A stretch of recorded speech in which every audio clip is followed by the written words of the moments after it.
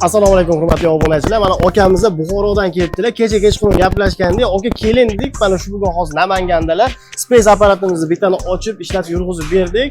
Marojnasini ham yeb ko'rdilar.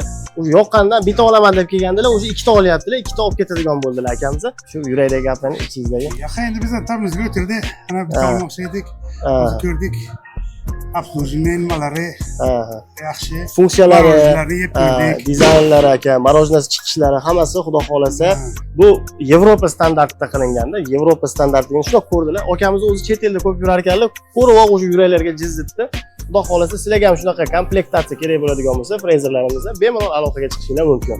Men bundan oldin ana bu italyanskiy оборудование bilan ishlar edim. Hozir ana bu yangi chiqqan ekan. Hozir endi bundan olmoqchi bizlar. Ana o'zi ikkita olib ketaman. Yana bundan Xudo xolasa nasib etsa niyatimiz bor. Xudo xolasa aka. Bu necha yildan beri marojnachilik qilaman dedingiz? 90. Men 90-yildan beri marojnachilik qilaman. U o'rtaga bir перерыв qildim.